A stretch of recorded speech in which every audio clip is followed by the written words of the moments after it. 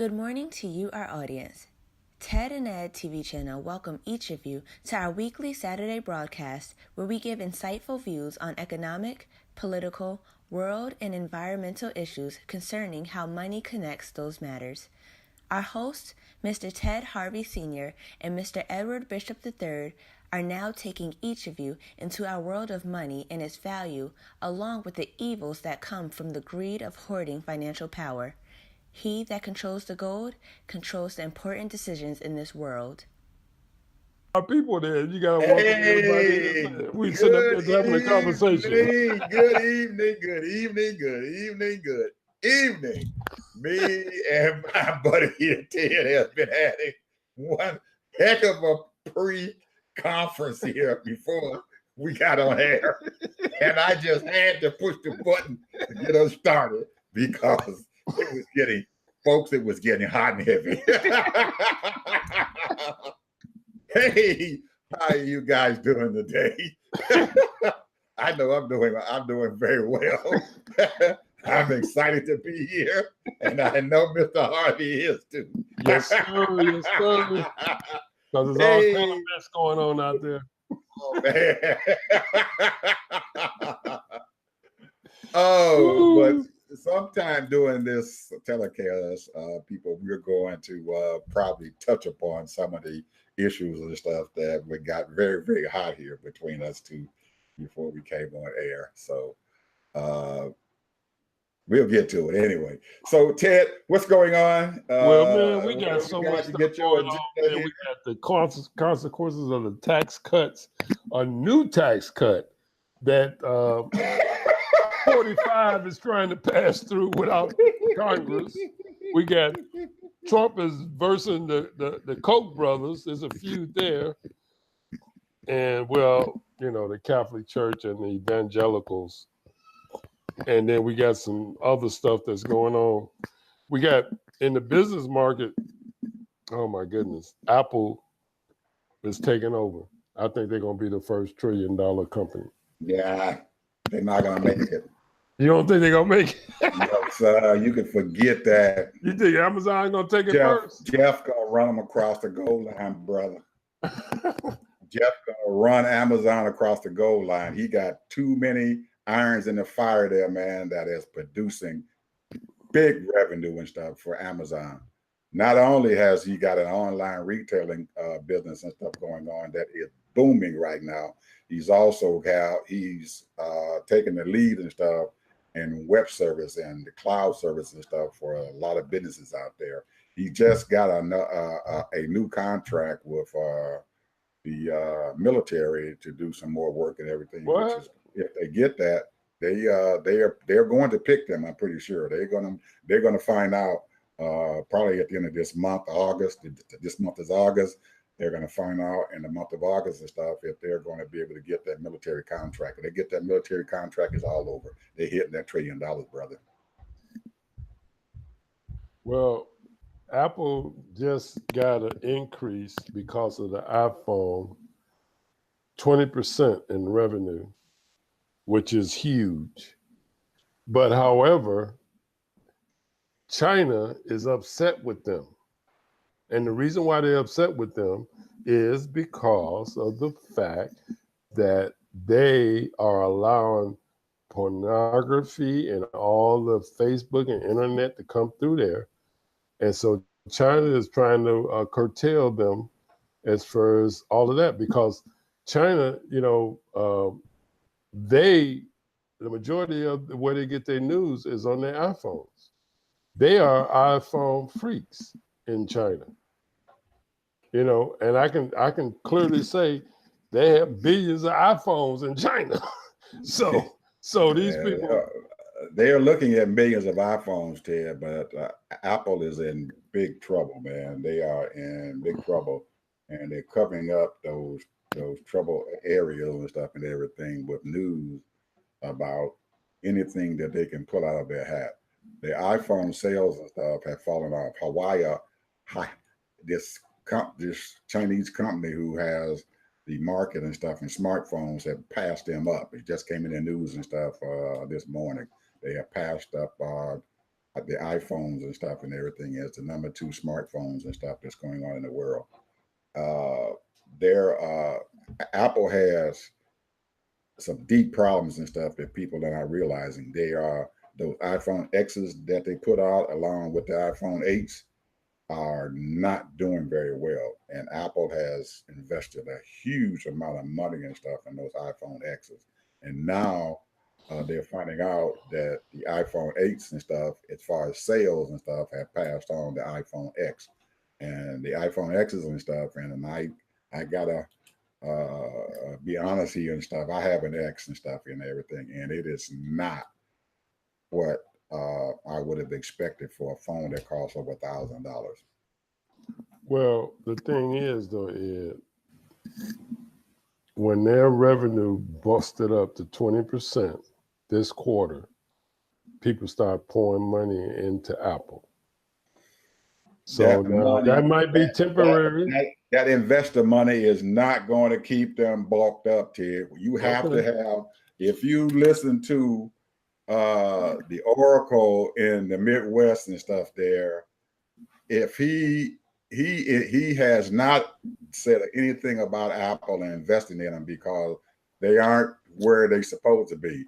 But anybody who wants to invest money, they're going to put their money in Amazon because they have a lot of stuff going on. Their sales and stuff have exploded. That little 20% raise and stuff of revenue that Apple got is nothing compared to what Amazon has done. These people and stuff in the first quarter, Ted, that brought in revenue over $100 billion. Okay. All right. Well, I'm not going to argue with you. I'm just saying, time will tell.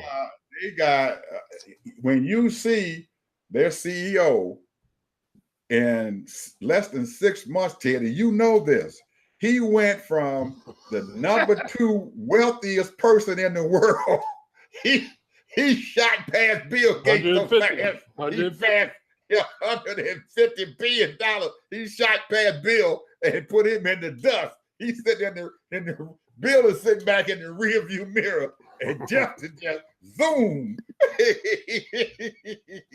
He done double his money. He done double his income in less than 6 months. So if he is making that much money, you know that company got to be doing one hell of a business out there, Ted. Yeah. They doing it, man. They doing it. Ain't nobody gonna catch up with him at this point. No, he got all kind of agents out there, and he got them, man. And these people are producing money. Nowhere near. Yes, Apple got 20%, but that 20% they got is stuff is peanuts compared to what Amazon is doing right now in the marketplace. And Ted, the stock market, everybody is afraid of them. You see, old Donald tried to bother old Jeff Bezos back in December and January. He backed off of that old boy quick. Yes, he did. He said, I can't bother him. This man. He got too many connections and he got too much money. He got too much money. It wasn't even a good fight. Well, one thing about 45, he know when to back off. Just like he was talking about the wall. Yeah, he ain't completely stupid. He ain't gonna do that wall. He ain't gonna do the wall, and he ain't gonna do that wall. He just talking because they already said that they ain't gonna bypass that until after the November elections, and then he probably still not gonna do it. Well, when you see what old Kim Jong-un did, a country with 23 million people. He done sit on there and dance with him and everything. All right, 45. We're gonna be friends here. And he's still sitting over there making missiles and building stuff up. He with 23 million people, young boy, he in his early 30s and stuff. And he done dance circles around Trump. You don't hear him talking no more about what he gonna do with North Korea. They calling him the little rocket man. Wait a minute. But Ed, wait a minute. He sit up here and he talked about Iran. What happened there? What happened there? Well, he's trying to have negotiations with their president, Imani, or whatever that guy's name, or Hu Moody, or whatever his name. He's trying to have negotiations with him now. He asked them to come over and negotiate with him, and they refused. That's right. That tells you how bad he is. You got Iran sitting over there. And he said, well, y'all come on over here. I'll negotiate with anybody. And he told them, said, no. I'm not coming. No, we don't need to negotiate with you. They got some up the sleeve, and 45 better watch out. I don't know what's going on, but 45 is doing all kinds of craziness. His international and world relations, Ted, is falling apart. And he's covering this mess up and going around. He go there, step and mess in it, then he cover that mess up and everything and go over there and mess with somebody else, somebody that he can beat up on. And that's what he'd be looking for. He'd be looking for every avenue. You know, football season getting ready to start, so he's gonna mess around with the football players. Anything. He's going to do anything he can to keep people from looking at his international relations and stuff. Here, old Mike Pompeo and stuff and everything, he looked like a fool. Did you see him, Ted, at the when they had, I think it was the Senate or the House Intelligence Committee brought him on, and they were asking him all those questions and stuff, and he was sitting there, I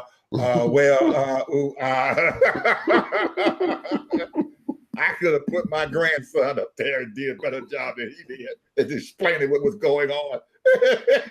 but he putting out signals though, man, because of the tax cuts, you know, that he's trying to do with these investors, these high 1%ers, you know. He ain't doing nothing, Ted. He stepped over. He's messing over. I told you he got bad stuff going on. He's trying to cover it up with other stuff. Get people to talk about something else.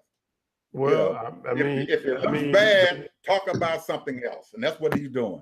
Talking about something that he knows that he is never going to enact. He's already got a tax cut, Ted, that they're not even promoting. His Republican friends there in Congress, they have a tax cut. And they're going out there and they're trying to get elected, and none of them are even talking about the tax cut. And it's supposed to have been a big deal. Well, he brought the deficit up right now, as it is right now. Absolutely. They don't want to talk. They don't want to talk about that. The deficit is $985 billion. And the Treasury Secretary, who is the fool who went down there and said that he wants to have another tax cut, then already told his folks and stuff that that this country is going to be borrowing more money than they've ever borrowed since the year 2000 that he can remember. Yeah, they got to borrow more money, and how you going to do a tax cut and then you borrowing money? He's already over 1 trillion, almost $150 billion. $1 trillion and $150 billion.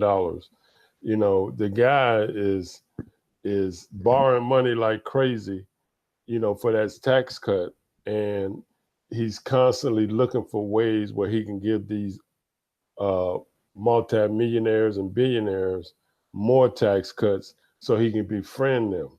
And that's what he's doing. So they're going to be living good. And then you get these working class people that's sitting up here supporting him, thinking, because number one, they've already said they got the sorriest insurance that's coming out, that some of them in some areas already out, you know, the Cadillac insurance and all of that, and it's only going to cover so much. And these people are going to get a rude awakening when it comes to health insurance, you know, they safety nets, all of these things that they've been looking at. And we've already seen how prices have gone up 10%. You got this man 45 talking about you're going to need an ID to go grocery shopping. Ted, those polling numbers out there for President Trump are falling so fast that most people and stuff and everything, they know that his numbers and stuff are not where they are supposed to be. When 2018 November comes, November the 6th, 2018 happens, you guys are going to see it's going to be a massacre. You think so? I'm hoping so. It's going to be worse than the Saturday Night Massacre. It's going to be worse there because you cannot keep on hiding this stuff. It's just like you got a rug over there, and every time you got some bad stuff going on, Trump trying to sweep that stuff under the rug. And you know what happens if you keep sweeping dirt underneath the rug. It's going to pile up. It's going to pile up. It's going to get bigger, and it's going to look uglier and uglier. And by the time November hits, it's going to be so ugly to be a cry change. He has some of his people and stuff who are sitting out there, they are hoping and praying. The Republicans are, I'm telling you, Ted, they are crying. And you and I talked about this earlier and stuff, how Ryan and stuff, not only because of what's going on there, what we talked about with the Russians and stuff going on, there are other things that's going on that these folks can see, man. They don't want to be embarrassed. So they are leaving in droves. What, they got 30 or 40 Republicans who are not running for re-election now? That's right. That's unheard of. They ain't had nothing like that before. Yeah. You're supposed to be the party and stuff and everything that's in charge, and you don't even want to stay in charge. You don't even want to fight for what you're talking about. You don't even want to fight for what you sit down and they don't. I know, it's what I'm trying to tell you. They don't believe in this stuff. They don't believe in this man. They don't want to hit him and hurt him and stuff because he's a Republican. They cannot. There's an oath out there, just like the mafia has, you know, you can't bother your friends and your whatever. You can't talk about our people up there on the board and everything, because if you do, you're going to get slaughtered. So they don't talk about him. But in essence, they're turning around and everything and not saying nothing. Silence is what? Consent. Silence is consent, but then also silence is golden. Yeah, he's golden too. But you know, it's gonna be his numbers and stuff, Ted, are falling. I'm telling you, they are falling. He's got falling fast. He got a core group of 25 million people, man. No matter what he does. How many people in this country, Ted? 310 million. Okay. Now, what's the percentage? 25 and 300. You got over almost 200 million people can vote.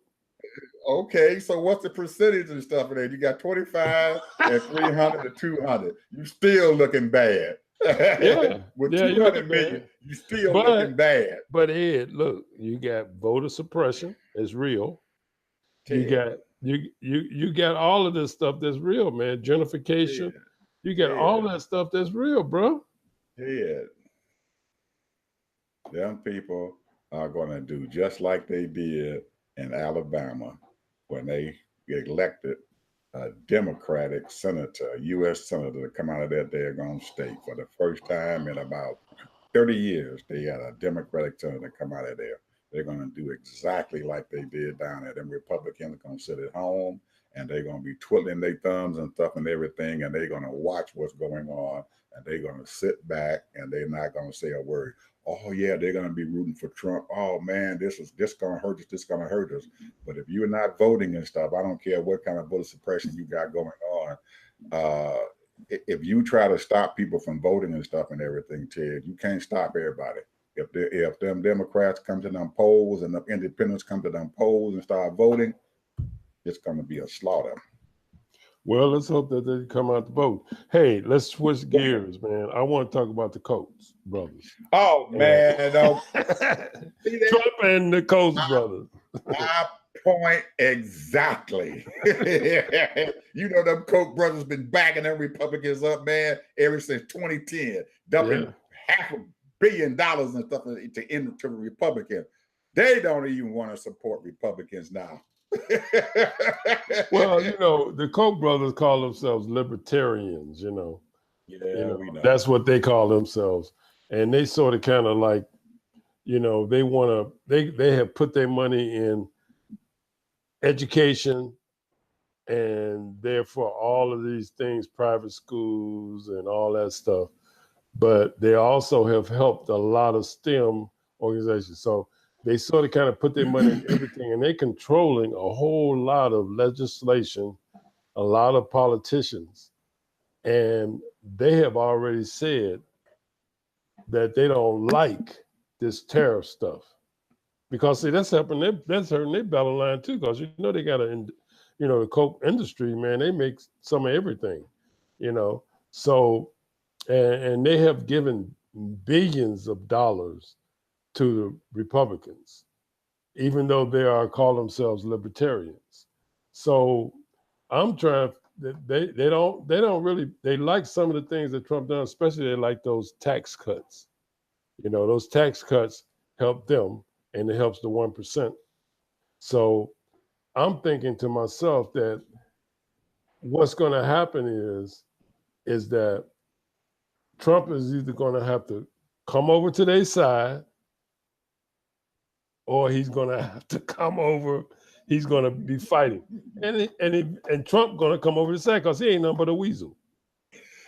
He giveth and then he taketh away. Mm-hmm. He done gave the tax cut. Now he took it away by fighting this tariff thing. So you don't have a gain. They put a big, huge tax cut, but there's no gain. You haven't gained a thing when you're sitting around there fighting tariff.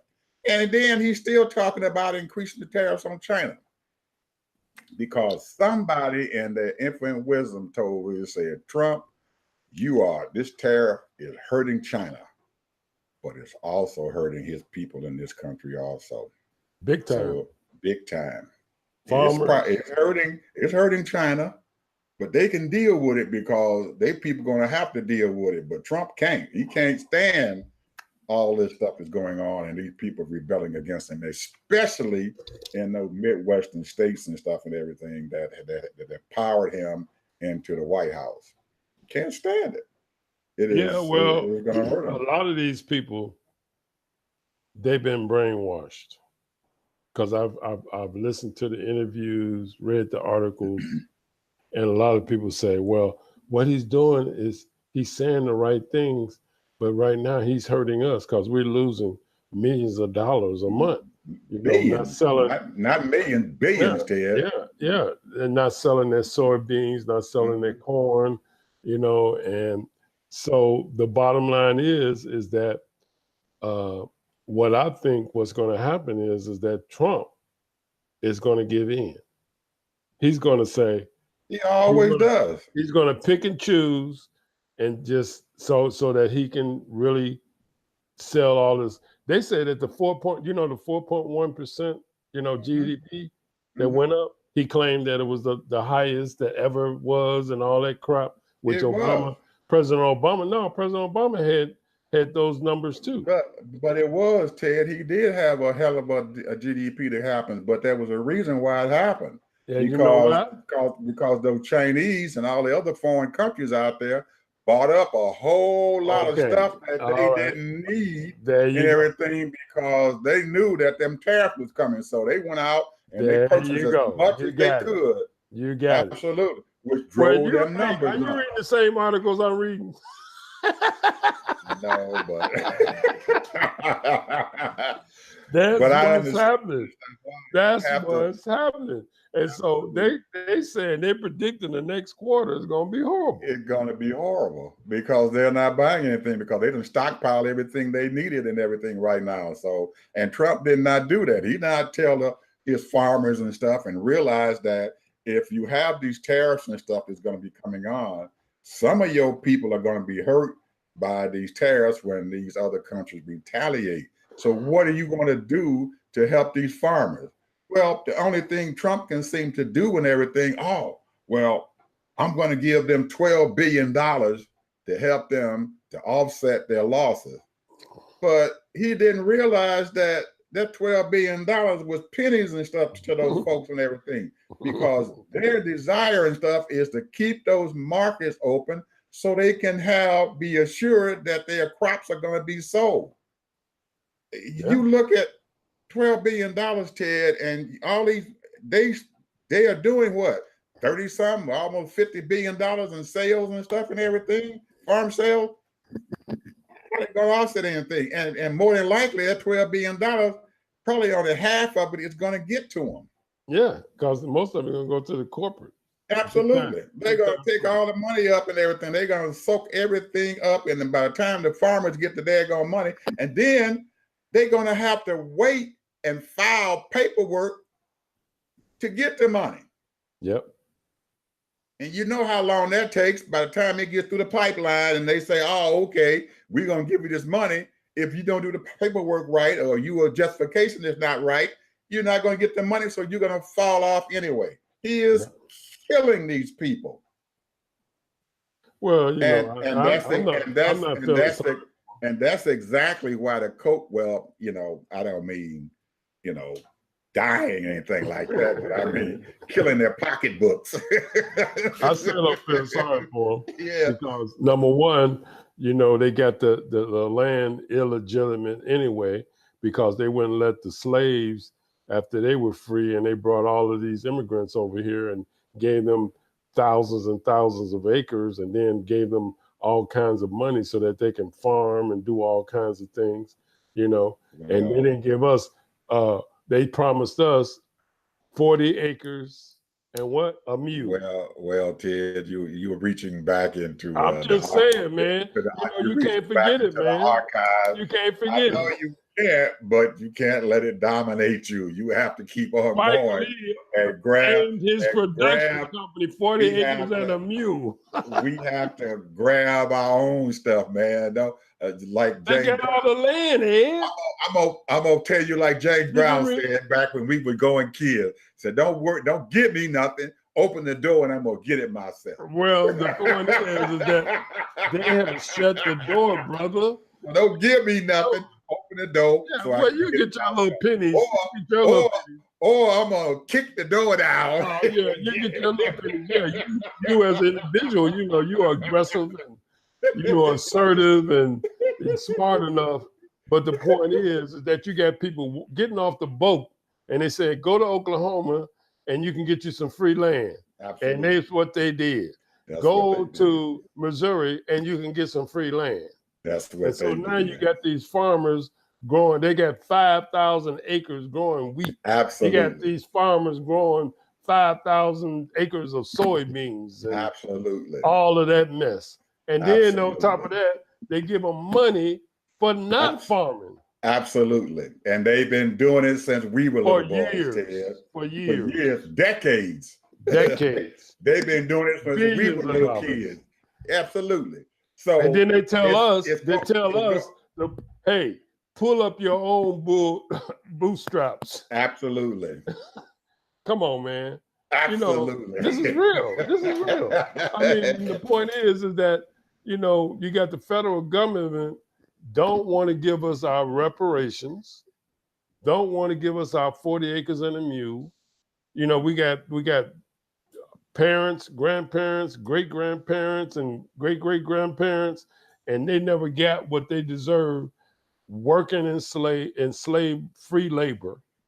And then you get people come over here in the 1800s and the 1900s, and they get free land, and then they get benefits and everything else, loans on top of loans. And now you got these big-time farmers. I mean, you got family farmers, man. They doing billions of dollars of business every year, and they can get the finest manufacturing machines going. And yet still, here we are begging for pennies. So that's why I told you before the telecast, you're gonna quit begging people for that money. Get it yourself. I'm not going to go back there and everything. Quit crying and stand up for yourself. That's what I got to say. Quit crying and stand up. I understand what happened. I know my history book, but I'm not going to let that stop me from getting what I need. That's all I got to say. Anyway, let's get back over here. What you want to talk about, man? Because I can go on for that for hours. I know you can. I wanted to say just a few things and stuff, Ted, about some of the things that we had kind of talked about these Russians and stuff and what they're doing, and these bots and these cells and stuff that's in this country and stuff, and how they are exploiting parts of our country and our freedom and everything. Mm. How this stuff has been going on for decades. I remember when I was in the 1960s and 70s and stuff, we were talking about these folks and stuff who were sitting back there in the Cold War, doing what they had to do. The Cold War was a terrible thing and stuff. When you were growing up in it, man, I remember the missile crisis and stuff down there, and Cuba and stuff and everything. And this whole country, man, was so afraid that we were going to have a nuclear war that it was just this whole country was on pins and needles for about 3 or 4 days because President Kennedy and stuff challenged those Russians to move those missiles and those submarines and stuff out of Cuba, and they finally went ahead and did it because they did not want a Cold War. Okay, so those things and stuff happened and stuff back then, and we are into this whole thing and stuff right now. It's a continuing thing. The Russians haven't given up. Nobody actually won the Cold War because it just ended because of other external things that happened. And I think the same thing and stuff and everything will transpire and stuff now. I just don't know exactly how this thing is going to end and what's going to happen with it. But we have to realize and stuff as a country. And I think there are a lot of people out there, especially in our intelligence industry and stuff out there, understands what's going on. And I guarantee you, Ted, there are things going on behind the scenes that we don't know about that is happening and stuff right now as we speak to help protect this country and the freedom that's going on here. And there are people and stuff and everything here in this country and stuff who are doing the same thing that's going on there in Russia. They are probably hacking their systems over there or whatever. They're hacking into North Korea stuff. They're hacking into all of these countries' information and stuff, or whatever. And they're using the Israelis and stuff to help them to do all this hacking. And our president and stuff is so, well, I'm not going to call him dumb. I know some people do call him dumb, but he is kind of ignorant to the fact and everything that he needs to read these daily security issues that are going on in his country. He doesn't read those things anymore. He has no idea the things that are going on behind the scenes, and they will tell him, but he doesn't want to know because he doesn't want to read these things. But we have over there in Russia, they're sitting there and with these in these little small rooms with these people, and they don't have a gun, they don't have no missile, they don't have nothing. All they got is a computer screen, a keyboard, and a hard drive, and the knowledge to be able to hack into whatever we have over here because of the internet that we have. And they're hacking into our water system, electrical grid. But we have to upgrade these things and stuff and everything, and stop sitting there and holding back on improving our country and stuff. Back when in the 50s and 60s and stuff, Ted, we were all into improving what was going on in this country. And if you stop improving yourself and you stop learning and you stop building things up and everything, you die. Well, look at it, Ed. Think about it. 60s, 70s, and a little part of the 80s. What were Black people doing? Black people, and I would say this, ascendants from Africa, African people, were educating themselves because that's what our leaders told us to do. They said, you need education. Instead of a revolution, take it over by education. Get your doctorate degree, become a doctor, become a lawyer, become an engineer, become a nurse, become a teacher, all of these professions. And so That's what we strive for. We said that this is what America's about, education. And that's what our leaders preached to us. And now you got so many professional Black people in all of these genres, you know, in business administration, CPAs, all of that. And what you were saying is totally right. But the point is that I believe, and see, we can't separate or segregate because we know that don't work. And it don't work for the so-called Caucasian person or, you know, Italian American, Polish American, Irish American, because all the America works all together. And that's what we have to do. And it's a lot of people realize that and they're trying. But you have a segment of people that do not want Black people to move up. Even though we have a number of congressmen, we got a couple of senators, and we should have more, and on, all kind of ways. We're in every genre that you can imagine. But the bottom line is that long as you got this segment of people that do not want us to progress and try to hold us back. I mean, we still move up, but the point is that you consistently wants to hold it back. Just like the Jewish community right now is going through tremendous discrimination. Tremendous. You know, when you heard that Charlottesville chant, that was horrifying. So, and the Jewish people are looking at, you know, this is a religion. This is a lifestyle for them. But also they are great. A lot of them are great in business. You know, they're in entertainment and every lawyers, doctors, all of that. And you got people that just hate their guts because they are successful. A lot of them are successful. Well, that's the same thing what's going on with us.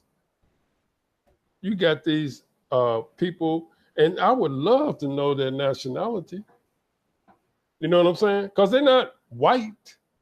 They from Ireland. Their family is from Ireland or wherever they're from, or their family from Italian, from Italy. Their family is from Poland. Their family is from wherever their family is from, if you look at their geology. So they're sitting up here talking about, well, you know, you're not going to take this and for me. You only been here in this country for a couple of, not even a century hardly. And then you're going to sit up here talking about you're not going to take it. And you don't own this country. This country is for freedom, justice, and equality. That's what this country is all about. And the bottom line is that anybody that comes in this country that wants to progress and want a good lifestyle, because we have the founding fathers have basically laid it out saying this is where we're supposed to live. This is about freedom. And you got a lot of people trying to hold us back. When I say hold us back, I'm talking about hold a lot of Americans back. Well, let's look here, Ted, at something that you're talking about. We started this whole thing 3 years ago and talking about the money connection and about how we gather ourselves up and become stronger and become a community and stuff that gathers up the things that we need and stuff to sustain ourselves about. And we've gotten away from talking a little bit about that. We've always been a society of consumers, and we have a lot of wealth and stuff out here, but we are consuming. That our money does not stay in our community no more than about 20 minutes, an hour at the most, and it's being spent. And if you are constantly are consuming and you aren't creating anything, you're not going to have wealth at all. You're going to lose wealth. We do have people like you're talking about, professionals and stuff who have created that wealth and everything. They become not just consumers and stuff. They become people who are creating wealth. They're building wealth and stuff for their families and stuff. They have monies and stuff that they're putting away in the bank. They own something. And until we continue to do those things that have created wealth and stuff for us over the years and everything, and if we stop doing that, then we're not going to get anywhere. You're going to see that downfall and stuff happen. We can't continue to be consumers. We have to be people who create wealth. And if you don't create that wealth, you're When not you going say to do create anything. wealth, I think that's the wrong term. You need to create businesses. Same thing. Same thing. That's wealth. But I'm saying let's get it clear. That's wealth. Whether you create a business or whether you buy land, whether you buy apartment buildings, or whether you buy whatever, you need to create Businesses. wealth. You create wealth. America is about business modification, because if you don't modify everything, because that's what America is doing right now. Right now, America is monetizing everything that's going on. You got prisons they're making money off of. Right now, they're talking about even privatizing the U.S. Post Office. That's fine. That's what they're talking about. That's fine. Privatizing the U.S. Post Office. They're talking about privatizing the FFA. They're talking about privatizing everything that's going on right now, so that the government will have their hands out of almost everything that's going on. And those people that don't make it, you say it's fine, but those people that see, the difference is that, let me just tell you this: the difference is skin color. I don't believe that. I don't truly believe that. I don't truly believe that, Ted. I'm not going to let my skin color hold me back. I'm not. I refuse to do that. It's not going to hold you back. I'm not going to hold you back. I refuse to let my skin color hold me back. I'm not going to let nobody tell me because I'm black, they're going to hold me back. I don't want to hear that. I know you don't want to hear it. That's why I'm surrounded. That's why I'm surrounded by white folks, and I'm comfortable being surrounded by them. I don't fear those people and stuff and everything, because I know what I have here in my head, and they can't take it away, Ted. Well, that's fine. I mean, you're comfortable, but what I'm saying is, it's not about you as an individual. It's about our people as a group. And when you are walking down the street, and you can't walk down the street without being accosted or talked about or saying something to you, because see, Black Lives Matter, bro. I understand that, Ted, and I understand that we lived in that same era. We lived in the times and stuff where we could be killed and stuff, or dead, or what they away with, or shot, or whatever, or we could not use the bathroom and stuff here in the South where we are living right now. I understand that, but things change, and you are changing them things, and you have to continue to change. You have to make those changes and continue to stay straightforward and not sit there and just say. I kind of agree with you. That's true. All that's true. But when you have people like there was in Austin, Texas, there was a incident in Austin, Texas, and this was a young school teacher that had asked the officer to come speak into their children, and he consistently used the N-word. Okay. And he reported that officer. The teacher got fired. Mm-hmm. And the young man said, okay, you fire me, I'm going to sue you. Because he really degraded the students and him while he was talking to them. Mm-hmm. And he ended up with a $200,000 settlement. Mm-hmm. You had a prominent actor and his name is I think his name is Vince Reigns, I think, a Remus, and he's playing a lot of those movies that with Tom Cruise, and the man going into his own house, the neighbors called the police on him, Mm-hmm. and the police came with gunpoint into his head until he identified himself, going into his own home. You got Richard Sherman calling out Jerry Jones and saying that you are a racist because of things that Jerry Jones have said and done to his football players. So you got all of these people that have incidents, and I can name probably another 20 of them that people are being accosted, being called 911 on them for barbecuing and all of that. So when you say it's fine for you and everything is fine and wonderful, and that's great. I'm happy for you. But I feel for those people because it could be me. It could be any of my children. It could be any of my grandchildren. Because of my skin color, I can't walk through the mall without being followed. Because of my skin color, I'm getting gas or whatever a situation comes up. So, and we've been in this country for over 400 years. So the bottom line is that it is skin color, and it has programmed these so-called Caucasians' minds. Now, I believe in thinking positive. You cannot let that stop you from progressing. It don't. That's the point I'm trying to make.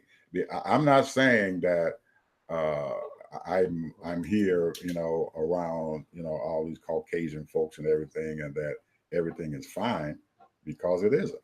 There are times and stuff when I go out and I know I'm being racially profiled. I know I am, but there are times when I go.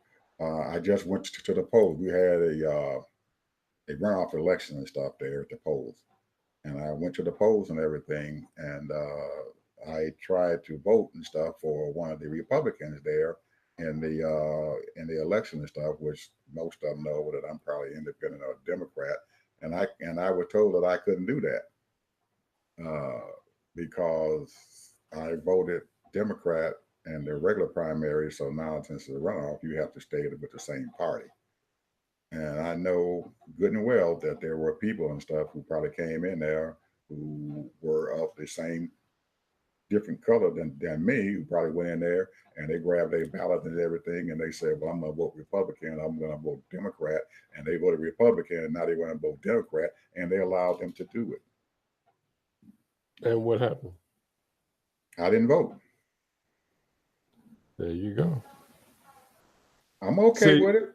Of course, because you can vote in the main. You can vote in the main. I'm okay with it because the reason and stuff and everything why I wanted to get a Republican ballot is because I wanted this crazy nut job to win the governor's race and everything. The governors win the Republican side for the Republican nominee for the governor.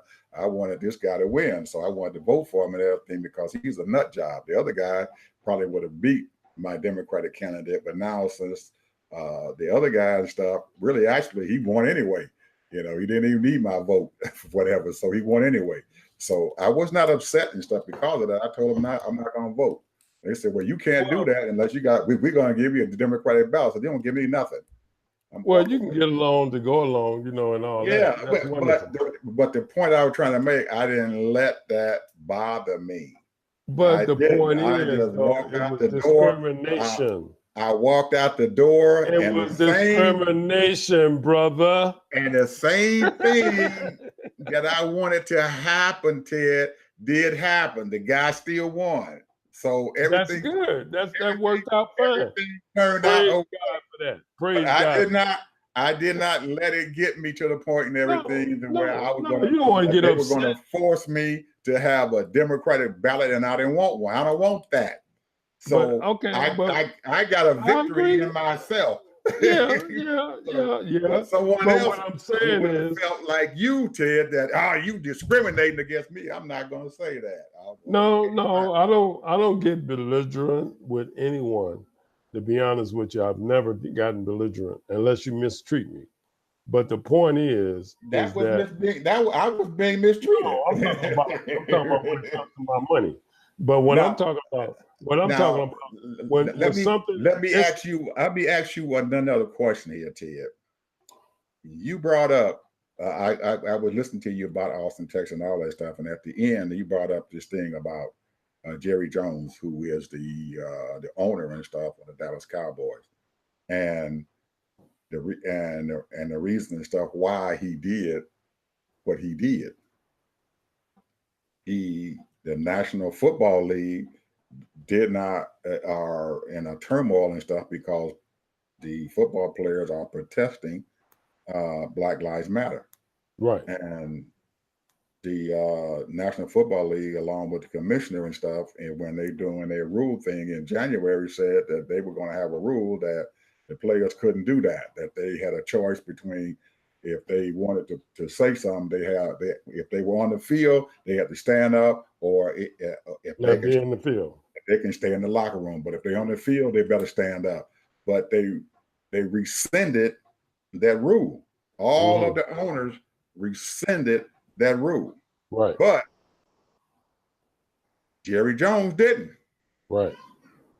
So I think that you need to kind of explain to our listeners and stuff and everything what happened with that Jerry Jones thing and why Richard Sherman. I don't really know. I would be honest with you, because Richard Sherman doesn't even play for the Dallas Cowboys. No, he doesn't.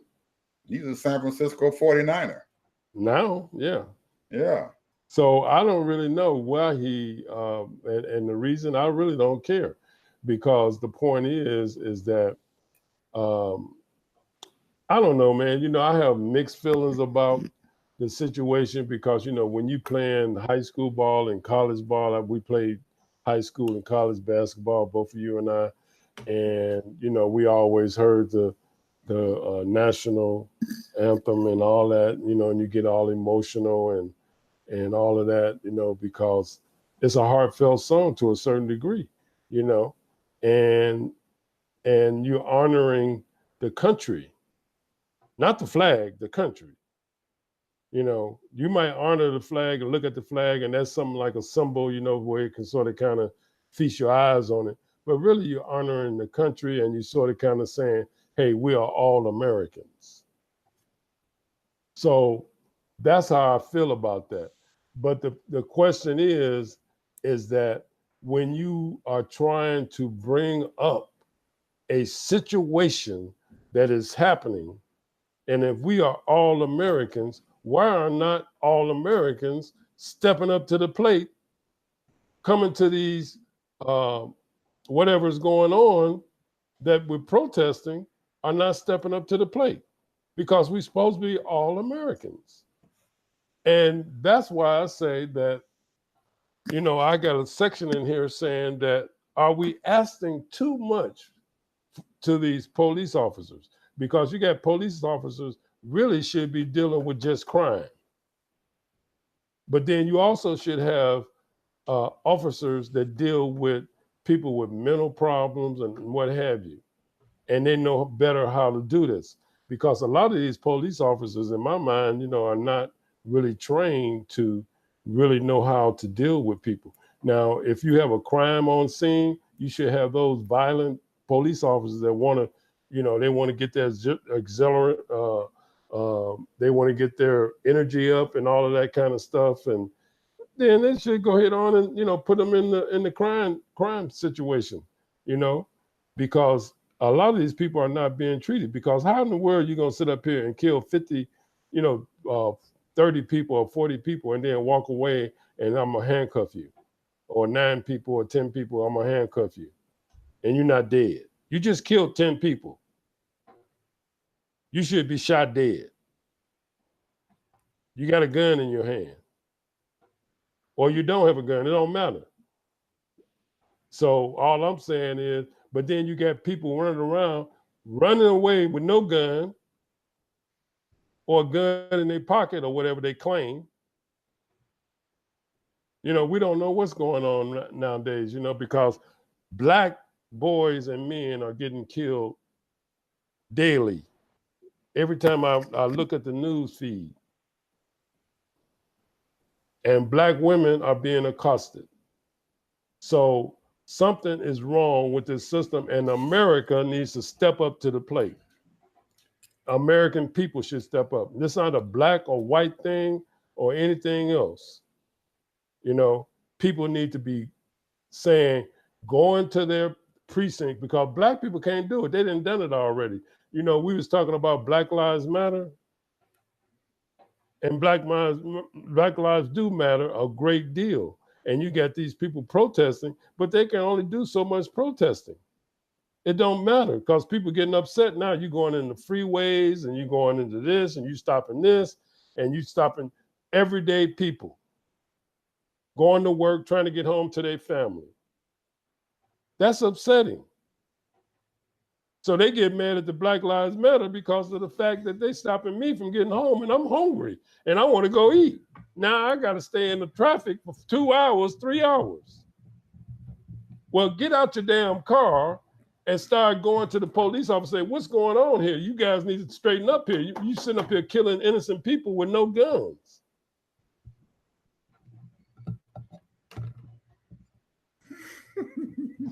I'm just saying, man. Come on. You just up here, you gonna just shoot some little boy that's running from you, and you just gonna shoot him in the back because he's running from you. And I don't care what the hell he done. It don't matter. You know, murder. That's murder, man. So these white folks, so-called white folks, or whatever they are, nationality-wise, you know, and they need to step up to the plate and start complaining to these police officers. Stop calling 911 on black people because you've been programmed to be afraid of black people, or thinking, or maybe you're racist or prejudiced or whatever, you know, calling people for barbecuing, calling people from walking down the street. Or walking into a grocery store, in a 7-Eleven. I'm sick of it, man. You know, God is gonna have to intervene here. God is gonna have to intervene. I'm sitting here, Ted, and I'm hoping that our listeners, our people and stuff, don't get me wrong here. I'm sitting here smiling. I'm not smiling because it's okay to kill black children. I'm not. I think that is the most egregious thing that anyone can do. But we have to understand and realize and stuff how or why police officers can get away with murdering our children, along with the fact and stuff that we are murdering our own selves also in our. Well, that's true. Yeah. They're murdering themselves too. But each side, those gang members or whatever they do in those cities to do that, and the police officer both of them have one thing in common: they can get away with it. Yep. They can get away justify with it because homicide. Absolutely, they can get away with it because we have not did our due diligence. And whatever that is, Ed, I don't know, man, because I'm looking. I heard you when you started talking about that man who was the teacher and stuff in that classroom, and he called the police officer in there, and he's using the N-word and stuff during the whole class and all that, and he's creating all that problem. Well, he have to accept a little bit of that fault and everything and stuff too, Ted, because I'm not going to bring anybody into my classroom and stuff to say anything to my children unless I know who these people are and I have done my due diligence and everything. And you should be able to understand that you got somebody coming into your classroom and you did it because he's a police officer and you haven't done your due diligence, then it's it's your fault. You have to accept part of that responsibility for allowing the gentleman to come there, or the police officer, I should say. I ain't gonna say gentleman because he was using the N-word and stuff around children. But you have to accept that responsibility that that you faulted yourself because you allowed this guy to come. And the first time, and if you did happen, and the first time the man said the N-word, what are you going to do? You're going to just keep on sitting there in your chair and allowing this guy to keep on saying nigga, nigga, nigga, nigga, nigga? No, I'm not. I'm going to stand up and politely invite this gentleman, this guy, police officer, out of my classroom. Absolutely. And explain to my children who were sitting down there with these young and innocent minds and stuff, what went on there. That it was wrong for this gentleman to come here and me to stand up and accept some responsibilities. This is partly my fault because I should not have allowed this guy to come in here and misuse you all. He mistreated you and he mistreated me. That's true. There is a lesson to be learned there. Well, think about this. This guy this was a young guy, 23, 24 years old, I think it was. Doesn't matter. Well, no, he might have been intimidated by the officer. He can be. If you were children, you allow this person to come in your classroom, you in control. You have to understand that you are in control. I'm not disagreeing with that. I'm not disagreeing with that. Of teaching no children and stuff. I'm not disagreeing with that, but then at the same time, he probably scared too that the officer might get upset with him, and then once he got fired, he said, "Let me think about this." Let it happen. Then let it happen. At least you going down protecting your children in that classroom. Well, that's true. I am protecting my children. These are my. But you can't throw it off on him, though, man. You really can't throw it off on him. I'm gonna throw part of it. I'm putting part of it off on him.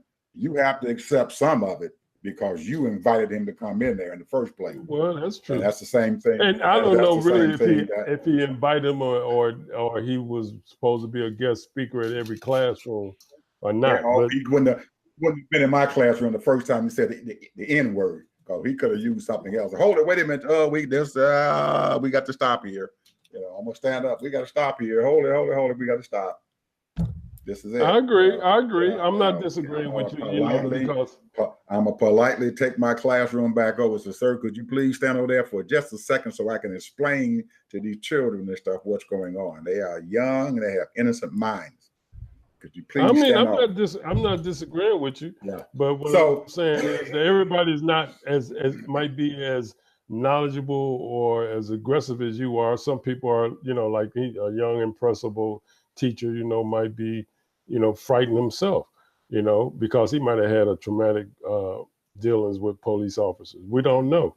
But the point is that he did take action, and all I was doing is using it as a reference of, like Martin Luther King said, America is a racist society. That's what MLK said. Dr. Martin Luther King Jr. said, America is a racist society. And America is sick. And they need to get their act together, and they need to stop being racist. That's all I got to say about that. And, it's a sickness. It's a disease. And actually, during that time, America was the only racist country going on. They had a heck of a lot more going on there in South Africa also. But anyway, that's another story. Ooh, that's man, I'm gonna tell another story. I'm telling you, we get to the end of our show here. This hour is just about up here. I'm looking at my clock up here. So, are there any more words of wisdom that you have to give? Well, this is what I'm saying. This is what I'm gonna say right here. My last words. Okay. For anybody that listens to us, we are two elderly gentlemen. And of course, some people might say you're not a gentleman, Ted. So I don't care. I don't care what you think about me. But the thing is that God is real. And You reap what you sow. You might not get it tomorrow, next week, next month, next year, 5 years from now. But the point is that God is real and God is love.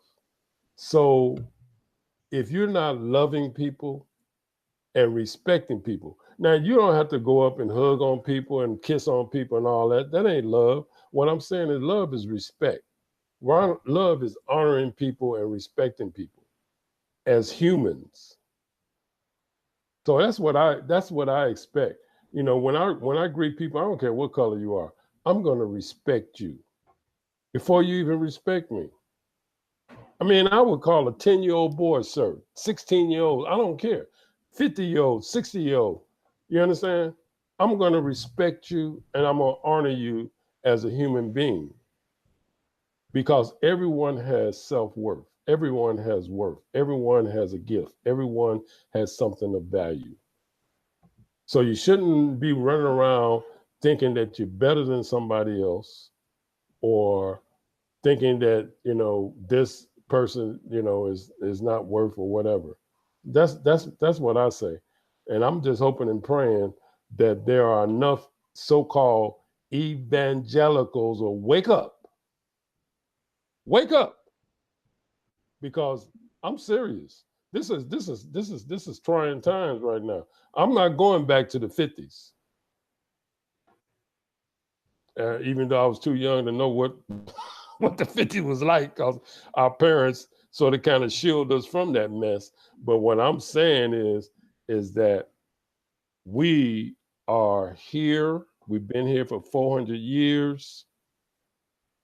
Get over it. That's what I'm trying to tell you, Ted. Get over it. But anyway, I do believe that that God is here. He's alive, and that He is here with us. And I believe that eventually, or very soon and stuff, He is going to deal with what is going on around here. And we have to believe that there's a lesson and stuff being taught, because He's not going to let anything happen that He doesn't want to happen. I agree to that. So He let this happen. We have to understand why He let this happen. And like I always tell me and my grandchildren and my children and stuff and everything, that every point in life is a teaching experience. There's something going on. You're going to learn something and stuff from that, or find the good in the bad. That's a good lesson. And that's my word for the day, Mr. Harvey. So we got, today's Wednesday, Saturday we have another telecast coming up. Mr. Harvey and I are enjoying ourselves. If you don't realize it, myself. if you don't realize it, we are loving this.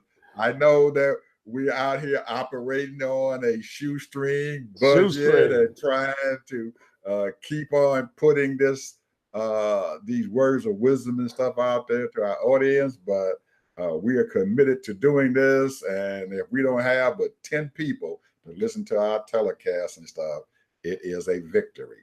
Because if we can change one person, that's it. Absolutely. So we will see you guys and stuff on Saturday. Yeah, all the people who missed it live can always go to our Ted and Ed TV channel on the YouTube and subscribe. We've got a few subscribers out there. We're looking to build up the list of subscribers and stuff out there, because the more people that we have to subscribe, more we're going to be able to get this word and stuff out there to our audience. So, Mr. Harvey, I want you to have a good evening. Yes. I'm not going and listening to my Rachel Maddow show because she's on vacation this week. So all the knuckleheads bringing on for the last 2 days and everything. Oh man, I don't listen to them. I wait on Lawrence. Yeah, wait on Lawrence, man, because she's on vacation. She's been gone. And she hasn't let Joy Reid come on her show yet and take Why over. not? I don't know what's going on with Joy. I kind of think that they kind of are punishing her for what had happened about someone going back into her writings and stuff and everything, and calling her out against being against LGBT community or whatever, because she back at that time and stuff, she had an opinion and stuff about it, and now they're bringing that opinion back up and using it to beat her over the head with. So they're kind of she'll push through it. She'll push through it. Yeah, she'll push through it. It's just going to take some time and stuff, and she's being very diligent with it. And I know if Rachel could put her on that show, she would, because I know that she, the people and stuff who are taking over the show and everything are all right. But I think if she had her brother, she would have Joey on there doing it. So anyway, I won't be listening to her show anymore, because I just love Rachel and stuff, because she gets down to the nitty gritty, man. She starts explaining, even though she doesn't talk about a lot, what she does talk about and everything, she goes into very, very, very detailed detail and stuff about very detailed. Yeah, oh so, we shall see you guys Saturday. Bye.